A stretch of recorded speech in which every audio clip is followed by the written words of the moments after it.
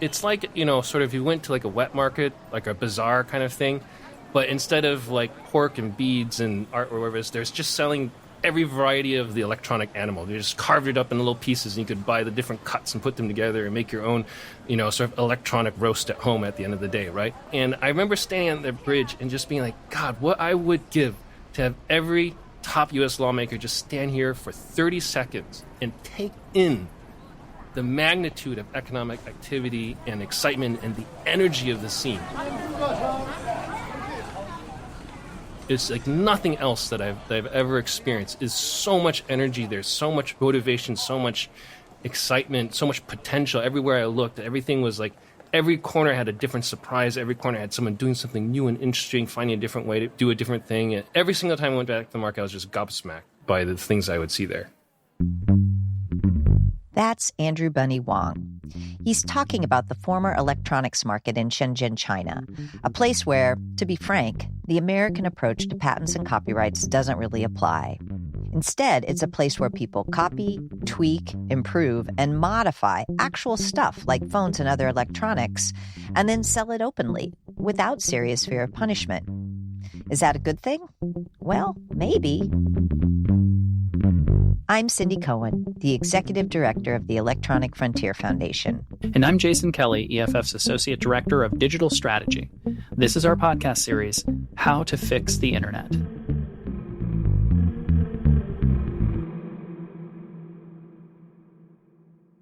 The idea behind this show is that we're trying to fix the internet. We're trying to make our digital lives better. EFF spends a lot of time talking about all the ways that things can go wrong and jumping into the fight when things do go wrong. But what we'd like to do with this podcast, for all of us, is to give us a vision of what the world looks like if we get it right. That, of course, includes everything from the way our networks work to actually the way our physical devices work and how they're built and innovated on. Our guest this episode is Andrew Bunnie Huang.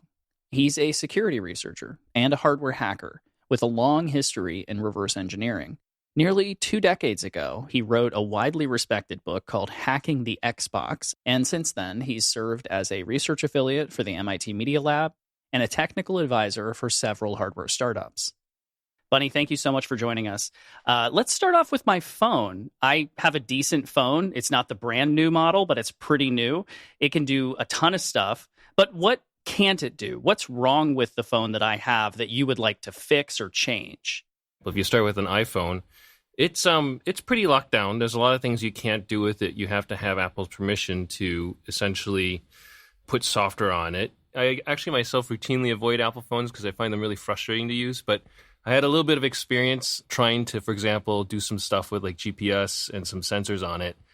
And I can't get raw sensor data. I was getting some sanitized versions of the GPS logs, I could tell, that didn't make sense for what I was putting into it. And it was really frustrating to me. So that's an example of something that you can't do with it that I like to do with it. But there's a whole bunch of other things that are difficult to do with it. Like it's hard to fix them. It's hard to repair them. It's hard to reuse them in any particular meaningful way. It's hard to incorporate them into another product. There's a whole bunch of things that are problematic, with the phone as it is today. Yeah, our dear friend Peter Eckersley, who passed away recently, called Apple the crystal prison, right? Yeah. It's really beautiful. It's really shiny. But there are hard limits on what you can do if you are the kind of person who wants to innovate and take things in a direction that Apple doesn't want you to go. That's a great metaphor, crystal prison. Yeah. So what's holding back this kind of innovation? What's in your way? Well, there's a whole bunch of things that prevent us from doing the things we want to do with it. And I guess, first I want to sort of frame it by thinking about some of the things that could be different if we could do the things I want to do with it, right? So, oh, excellent. Let's look at this shiny world that Bunnie could build us. Well, not just me, anybody, right? I mean, that's the that's the exciting part about it. I think actually a really good real world example of what could happen if phones became more open actually does exist. If you look at the company DJI, the one that makes the drones out of China, right? Yep. The early drones they made, if you took them apart, were basically smartphones with 4 brushless motors on them, right? In Shenzhen, at the particular time when they're starting up, the whole kind of Shenzhen movement, where phones were sort of being copied and the plans were out there and the circuit boards were being circulated, were very prevalent and very available. So you could basically rip, mix, and burn with the palette of cell phone ingredients. Yep. And so when these people were presented with the challenge of we need something that's very lightweight, battery powered, powerful, has a good camera, has a full feature software stack on the inside, instead of having to go and build everything from the bottom up and deal with all sorts of stuff, they were basically able to sort of rip, mix, burn, take out portions of the cell phone guts, put them into a lightweight frame, put motors on it, and they had a kind of a revolutionary new drone, right? That kind of took the world by storm. And kind of the inverse story of that is some hardware startups that are doing things like medical diagnostics. And it would be really helpful for them to, in low volume, be able to create a diagnostic device. For example, they can stick something in their mouth that has a camera on it to look for disease and these sorts of things. These beg for basically a smartphone with a nice camera on them. But all these startups, particularly when they come from the West, are stymied by the inability to go ahead and take these components and incorporate them into their devices. They're actually having to sort of backtrack. You know, they live in the country that ostensibly has the rights to produce the world's best iPhone, but they go to China to go and figure out how to access that technology to put it back into the products they're developing in America. Right? So this is weird, bizarre. Why are we running across the entire globe to go ahead and do this? And what are the factors that brought us to the point where this becomes like the accepted normal thing to do? That is sort of like the counterpoint to sort of the example you see that happened with DJI, for example. Well, I see that you're coming at this from a really unique perspective as sort of a builder, right? And I can see how as you're creating a product or a piece of hardware, having access to all these different facilities, potential tools is really helpful. But I think a lot of us come at this from the perspective of, frankly, a user, right? I don't want to say consumer, but a user. And as an example, if you mentioned IoT devices, when I'm trying to buy something that will turn on my lights or something like that, right? With my smartphone, what I want is something that connects to as many protocols as possible so that I know that in the future I'm not limited. Yeah. But companies don't tend to do that, right? It seems like what they want is to put you in that crystal, crystal prison. Right. What's the kind of benefit to them and what's their thinking? To me, this is like classic rent-seeking behavior, right? And so rent-seeking behavior is one of those terms that I actually didn't understand fully until I kind of read the Wikipedia page on it. So I'll just sort of say my version that I understand it out loud to make sure we're all on the same page. The example I read was that, like, you know, you have a river and boats are going through it and doing commerce, and then someone gets the bright idea that they can put a chain across the river and then charge people for removing the chain. And so the person who has put the chain across the river is collecting rent from the river, but not adding any particular value to the river. The whole economic value they bring is actually removing an obstruction that they introduced in the first place. By definition, that type of behavior is the most profit you can generate for the least amount of effort. So in an economic system that rewards maximize profits for minimum effort, rent-seeking behavior is really, really typical and very common. Right. So the whole idea of locking people into devices, you can essentially make much more money, much more value, extract much more rent out of a resource by erecting barriers rather than simply allowing commerce to travel down the river. I think that's all true. I mean, look, there's a benefit to creating a zone of scarcity. You know, that's why it's in the American Constitution that, you know, in order to promote sciences and the useful arts, we're going to have a patent system. So we understand that that some scarcity, some limiting can help support innovation. And then the question is, how do you know, what's the right time frame or scope to make that all work? So I think that, at least from our perspective, we would never say that there ought to be no ability to control something. But I think that the sense that I'm hearing from you is that, you know, we're actually overprotected, and now innovation is suffering as a result of overprotection. Right. But the reason that we put it into the Constitution is the idea that we recognize that some protection will help. If you're going to take a risk, you know, you should be able to have a reward. And so, you know, whatever, if you're the person who cleaned up the river so that people who go through it, maybe you should have a period of time where you can collect rent and recover that investment. That totally makes sense. It gives you incentive to go ahead and make ways more passable for other people at the end of the day. The problem is that it just turns out that one of the most high reward activities you can do is to take that rent and invest it in extending your lease longer, effectively, than was originally intended. So there's a certain amount of time it takes to go ahead and collect the investment and make it profitable and give you incentive. But then there's this huge extra time that's been added over and over again by revising the laws and pushing that out longer. If you look at the original time that was allotted in the Constitution, it's much shorter than the current limits today. And so I would be a fan, actually, of sort of, this original interpretation of what the extent should be. The problem is there's different categories of investment. There are some things that generally do take 10, 20 years to really come to fruition. So you may want to seek protection and really do a long slog to it. But there's a ton of stuff, particularly in technology. 20 years is an eternity.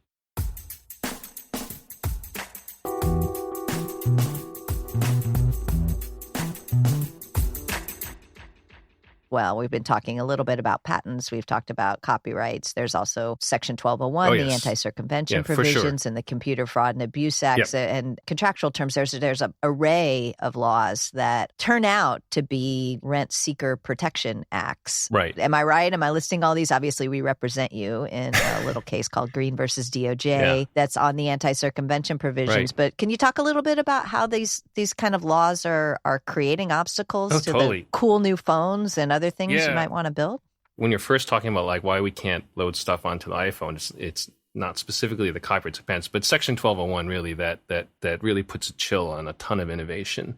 The effect is incredibly chilling, actually, because as an entrepreneur, as a person who's just into technology or an engineer or a geek hanging around, the threat that you could be exposed to legal liability is often enough to scare these people away. And so someone goes ahead and starts, doing maybe what they naturally do, figuring out how to go ahead and jailbreak an iPhone and put some application and whatever it is. And then one of their friends tells them, by the way, do you realize, there's this law, you can read it just as well as I do. And it's just these penalties and these fines and you go to jail and there's all sorts of stuff. So when people really start thinking about it, they're like, man, I could innovate, or I could just go home and not get involved in this whole mess and walk away from it. Yeah. I remember when we were working on an open hardware startup called Chumby. We're trying to build this little device before the iPhone existed that could stream content and that sort of thing. And YouTube was around, it was a thing, but the content was not coded in the right format for us, right? It was too heavy for our little device. And we're like, oh, but we could transcode it. We can buy servers. We can do this sort of stuff. And then someone's like,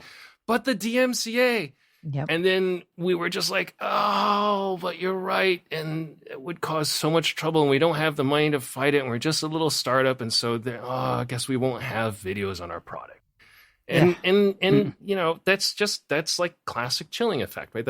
And maybe today people will point out and say, well, people transcode stuff all the time and it's fine, whatever it is, it's been said. But very large companies with lawyers have taken the risk and done this sort of stuff. And all these little innovators essentially were scared away out of the pool. Yeah. I think that's right. And these are the people that EFF helps. But of course, we can't help everybody. But this idea that innovation can only come from a big company that can afford to negotiate and pay a lot of terms and all of that, like we leave a lot of stuff on the cutting room floor. Absolutely. I mean, I think the cycle does have a tendency to repeat in every ecosystem, because what happens is that when you go to a green field, everyone's a small player and everyone has a fair shake.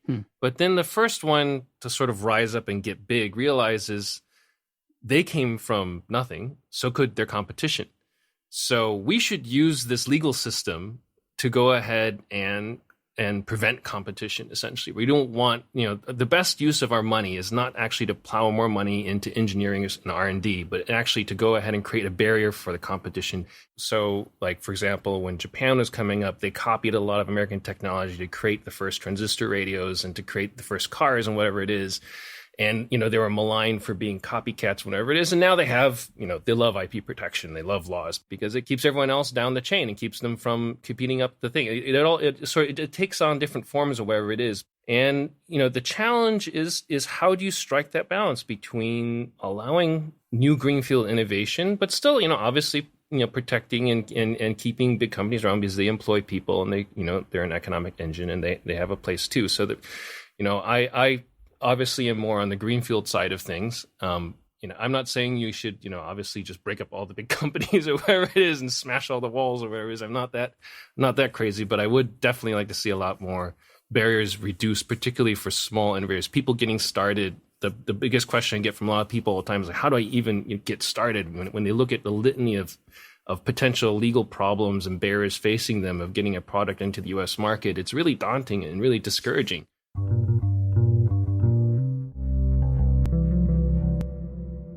You've mentioned China a bit, and I know you've talked in a variety of places about China being kind of, at this moment, a place where innovation can happen. And I wonder if you can just give us like a sense of what that looks like and maybe, how that fits into what you would like to see in a different global system overall. Yeah. In the Chinese ecosystem, the thing that struck me about the most was that before I went to China, I was taught in the traditional American sort of legal sense that people will not take risks to innovate unless they are promised a monopoly reward. That was just like gospel, motherhood and apple pie to me. Like, why would I do anything if I don't have patents? And I got off college thinking we should have lots of patents, all this sorts of stuff. This is a good thing, right? And then I landed in China, and I was told it'd be like a fishing village and it'd be destitute and all sorts of stuff. All these people were telling me, and I landed, and I was like, holy cow, this is like a modern city with a bustling ecosystem of people. I'm looking around, and like everyone's building a smartphone at a time when smartphones were really hard to build. It was just all over the place. I'm like, why are people bothering to take the risk to even do anything when it could all be stolen, right? That really flew in the face of that profound belief that I had put into me about the legal system when I was much younger, right? And so that really got me, it bothered me. So I started just yanking on that chain and digging deeper and deeper. Like, what is the incentive? What is the mechanism that allows people to recover their investment in a system where you don't have strong patents, you don't have strong copyright protection? And it boils down to fundamentally sort of a cultural values thing, I think. China is a communist country, and in the communist set of values, workers are glorified, right? Sort of blue collar is not a stigma. So when I first went to China, parents would literally say, I hope my child gets a job at a factory. It'll be a better life for them, right? I hope people produce things and build things and own factories, right? And as a result, because of this sort of very pro-factory stance, lots of people owned factories. There's lots of means of production. Right. And the way that you made money, the way you produced wealth was through production. It wasn't through rent seeking or barriers to IP. It was gaining customers. Right. And what is the best way to gain customers but to go ahead and just interop and share it as much as you can? Basically, if you went ahead and you came up with a little module and you said, here's the module, anyone can produce it. Here's the specs for how to integrate it, but my factory will make it the cheapest of everyone else. And my know-how, my IP, so to speak, isn't so much about the design, but actually the production, how to make it better, how to make it cheaper, how to make it more reliable, more desirable for you as an end product. I'm just going to put it out there, and I want everyone to buy and put in their stuff. And that became sort of the de rigueur in China. That's what everyone essentially ended up doing. It became a very competitive system around production, optimization of costs, quality, these different factors. That became the value, not sort of so much around the design. When you look at it that perspective, the ecosystem makes a lot of sense. It only kind of works in a system where people really want to have factories, want to be producing stuff, want to be providing that service, right, in the first place, versus like an ecosystem where the ideal job is, you have a window office, you kick back and you watch some like green lines on the screen ticking up or something like this, and shareholder profits, that sort of thing, right? And you're not getting your hands dirty on on a factory. Like those are two very different outcomes, right? You see at the end of the day. Could we move that kind of ethos you're describing into the US in some way? That kind of boils down to sort of like, ultimately the question is, what does a jury of peers, where would they come down in a case, for example? So if you say, I went ahead and I built a factory in the United States and it's incredibly successful and it employs a lot of people, but I violated a couple patents along the way.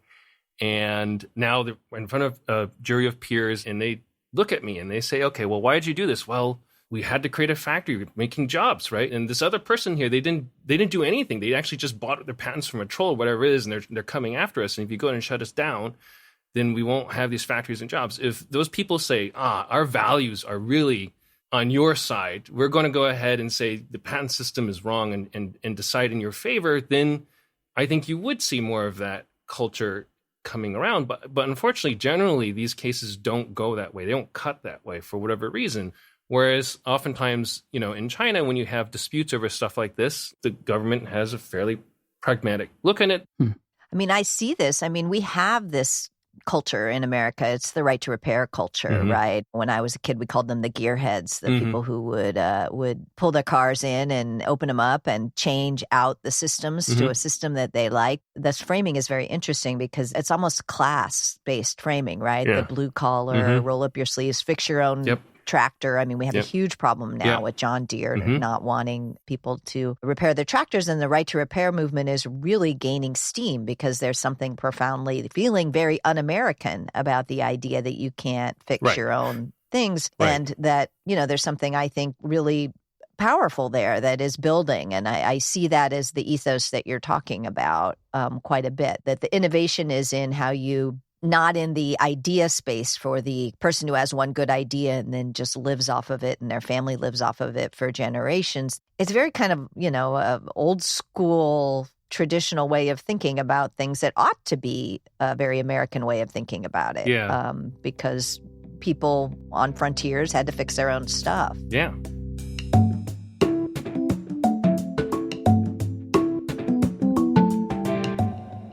I want to jump in here for a little mid-show break to say thank you to our sponsor. How to Fix the Internet is supported by the Alfred P. Sloan Foundation's Program in Public Understanding of Science and Technology, enriching people's lives through a keener appreciation of our increasingly technological world and portraying the complex humanity of scientists, engineers, and mathematicians. So a tip of the hat to them for their assistance.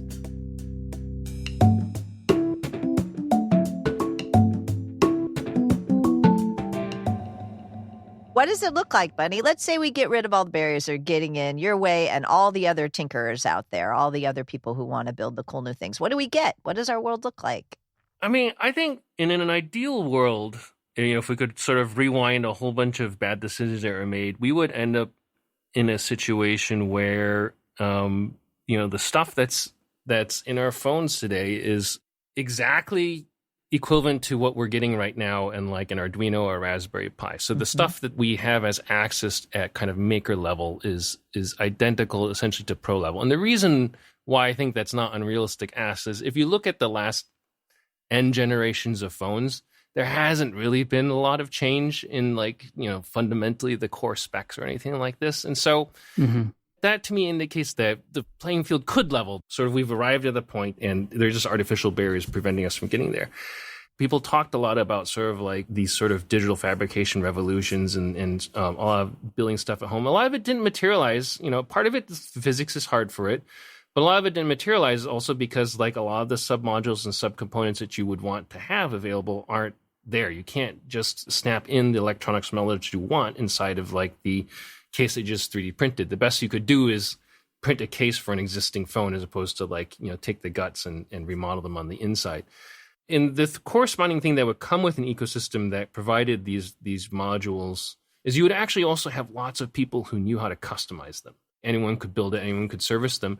And so we would see much more custom shapes and sizes, much more interesting things that you wouldn't even expect to come out. And there's a whole bunch of examples of these little sorts of gee whiz hardware startups that came and went, the GoPro and the Fitbit and all these sorts of things. But I think they would have been very different, much more interesting, much more integrated, much more exciting if we had more modules to play with at the end of the day. If you actually walk into like a biology lab, you'll notice a lot of the equipment has like really old school displays on it. They're not connected to the internet. They don't, but they're ungodly expensive, right?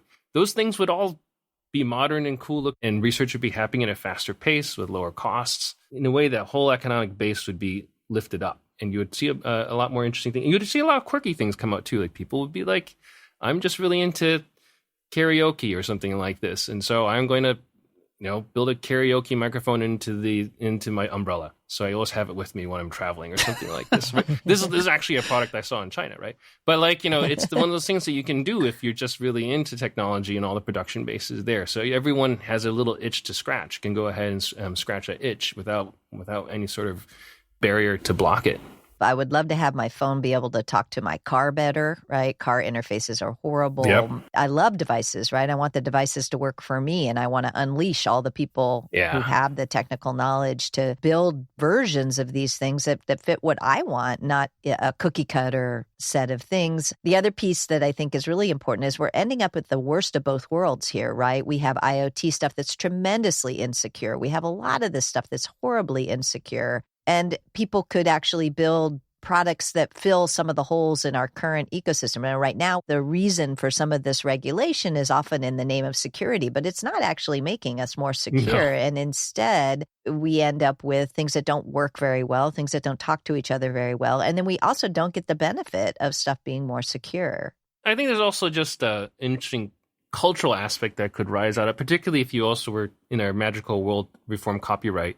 You could just unleash the fans essentially on all the media and stuff, and you would have like just weirdo bespoke little outfits and gadgets that mimicked what was in the movie, and people would have like these awesome things that the rip mixing burn off of like the Star Wars franchise and making these things that look Star Wars like and making a living off of selling, gadgets that were inspired by science fiction. But you can't do that right now. You couldn't right. If you wanted to go ahead and take something you saw in Star Wars and build something like that performed like what you saw or Guardians of the Galaxy or Star Trek or whatever these things, someone will definitely come after you, and you'll have some very expensive lawyers coming after you. So you're scared from doing that sort of thing. But I think fundamentally, actually, that type of permission to innovate is what gets everyday people more excited, I think, more interested in technology. When we talk about securing IoT, that's just for nerds, right? But, my favorite fanfic or whatever it is can now be built, and I can buy it and I can play with it, I can modify it, I can mix it with this other franchising and do these types of things. People really get into that sort of stuff, and that pulls more people into the technology conversation, and that just strengthens your overall technology base as opposed to, sort of just being spoon-fed whatever the product marketing guy came up with for Black Friday. We had Adam Savage on last season, and he said some of the exact same things that you're saying. I mean, literally with the same franchises, right? About the movement to tinker and kind of the right to tinker. Mm-hmm. Here's what he said about that. One of the things that I have also encountered is I once played poker with the head counsel for Lucasfilm, and he was telling me, this is 20 years ago, but he was like, we know everybody who's making stuff out there. We know all the Stormtrooper costume makers. We know who's making what. He said, we're not interested in stopping someone from making them. We just don't want someone to turn it into a multi-million-dollar business, which fair enough, actually. But they wouldn't ever say that publicly. And therein lies the problem. Do you see a movement towards this? Because I think we do on our end, a movement towards this idea that we should be able to tinker in these ways. I think that's what we're fighting for. But do you yourself see that as you do the work that you do? I mean, I hope to God there is a movement for that. Otherwise, I'm wasting my time.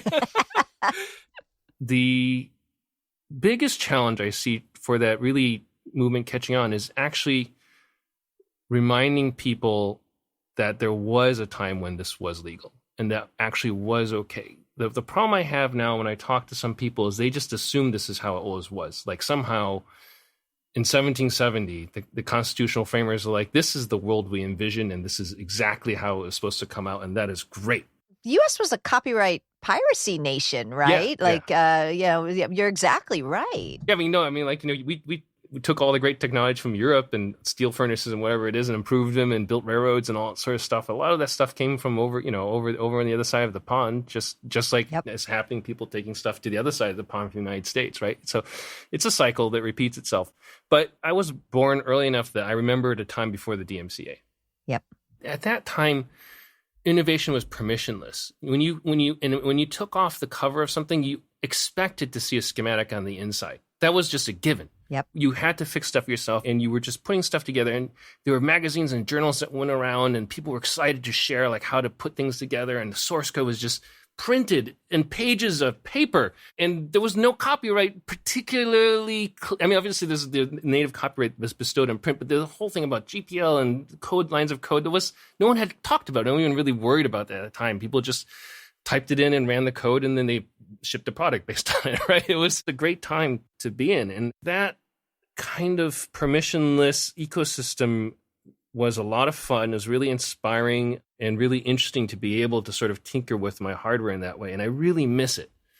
I really feel like that's one of the things that is going away from the world today. And people today, not even just kids, but people who are like even just like 20 years old or just getting off college, they never saw that world. They don't understand a world that exists in that way. And that lack of knowledge of how big the horizon can be, the fact that we're always in that well, makes them not dream big.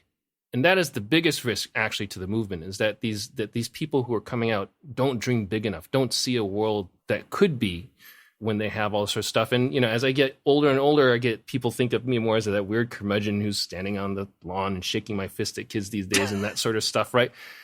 And, my challenge is to try and find ways to connect with people and inspire them and get those cultural values to sort of return to where it was before. I think that's fundamentally how that movement maintains steam and keeps going, right?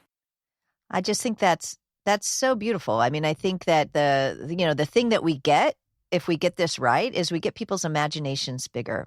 We get people to dream bigger and think of bigger things they could do because they're going to be able to do it. And I also hear, what I really love is, there is actually a pretty big movement, but we've separated into pillars, right? Hardware hacking feels separate from software hacking, which feels separate from fan fiction, which feels separate from the kinds of, crazy innovation stuff that Adam Savage does, where he brings, Wookiees to life and has them do things. But they're all the same story, right? And if we count all the different pillars up, I think we have a pretty good sized movement. And maybe our work at EFF, but also our work together as people who think about this, is to try to tear down all of those kind of phony walls. Because I think if you add all of us together, the farmers that want to fix their tractors, we actually are a pretty big group of people, but we've been segmented in a way that I think isn't serving us. Yeah.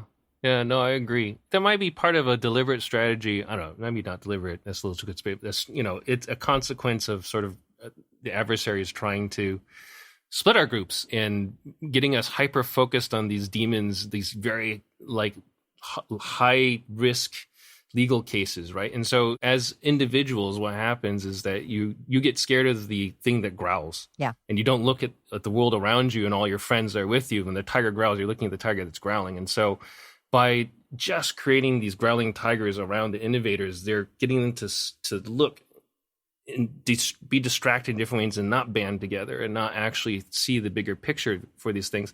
But I think, and obviously I'm not a lawyer, this is not legal advice, but I think that a lot of this is just tigers growling. People should not be so afraid to go ahead and poke the tigers at the end of the day. I've been poking tigers my entire life and I still have all my fingers and toes. I might lose them one of these days, but but I think my life is better for feeling okay to do that. That lack of imbuing of that value to go ahead and question authority and to look for allies and to sort of grab all the means at your disposal to go ahead and innovate is missing somewhere from that ecosystem. I don't know where we put it back in. I know a lot of people are trying to figure out how to put this back into the ecosystem, but definitely, I feel like, every university should at least have some mandatory course on both ethics and sort of law, essentially, to sort of not law, formal law, not making lawyers, but sort of practically speaking, this is how it's going to go down when you get your first, sort of demand for payment on a patent. You just basically say, no, I'm not going to pay it. You guys are trolls. And it's going to be fine. Right? and it's a very short course. Yeah. No, but on patent trolls. And EFF is around as well, and we're happy with our Coders' Rights Project and other things. Of course, Bunnie is a frequent flyer EFF client, but to help guide people through it. But we're just one little organization compared to the size of it. I would love to see more classes on fearless innovation in places. Well, Bunnie, we really, really appreciate this conversation. It's been great fun. And very inspiring. Thanks. Yeah, I'm glad I was able to make it onto the show. I thought we were just getting started. Thank you very much for having me. It was great fun talking and connecting. Well, that was a really great conversation with a lot to unpack. And I want to ask you, Cindy, of everything that Bunnie talked about, what's the one thing that kind of sticks with you that you're going to tell people later today? You go out for dinner and you think, I interviewed Bunnie Huang today, and here's something that he said that really struck me. What would that thing be? I mean, I think his vision of the market in Shenzhen is really compelling. And what I appreciate about it is, he's seeing, what to somebody's eyes might look like just a wall of piracy. And he's seeing the innovation behind it. He's seeing what happens if you free people up to rip, mix, and burn their tools. They're going to build a whole bunch of cool things. And the cornucopia of kind of good ideas, some good, some not so good, but different ideas that you get when you open that up it's visually something he saw, right, by going to that market, and the excitement of what we could do if we got all these barriers out of the way and the kinds of innovation we could open up. I think that vision is the big takeaway. I would cheat a bit and add a second one, and that the second one is this idea that all of the various fights about freeing up innovation are actually connected. So whether you're writing fan fiction or you want to fix your tractor or you want to build hardware from scratch, and if you add all of us up together who are trying to innovate in that space, there's a lot of us, and that we could be a stronger political and social force.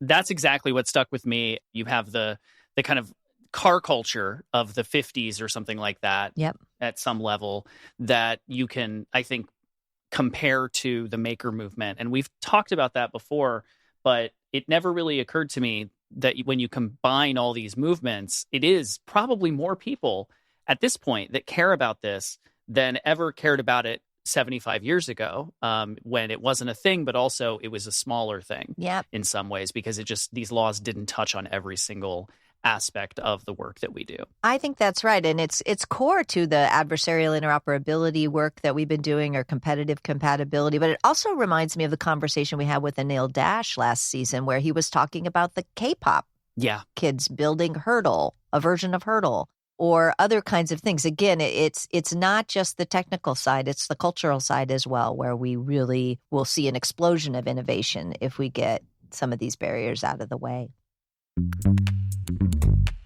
Well, that's it for this episode of How to Fix the Internet. Thank you so much for listening. If you want to get in touch about the show, you can write to us at podcast@EFF.org or check out the EFF website to become a member, donate, or look at some of the merch we have available. I don't know where you are, but it's cold here, and a hoodie is just right for wearing indoors and outdoors. This podcast is licensed Creative Commons Attribution 4.0 International and includes music licensed Creative Commons Attribution 3.0 unported by their creators. You can find their names and links to their music in our episode notes or on our website at EFF.org/podcast. Our theme music is by Nat Keefe of Beatmower with Reed Mathis. How to Fix the Internet is supported by the Alfred P. Sloan Foundation's Program in Public Understanding of Science and Technology. See you next time. I'm Jason Kelley. And I'm Cindy Cohn.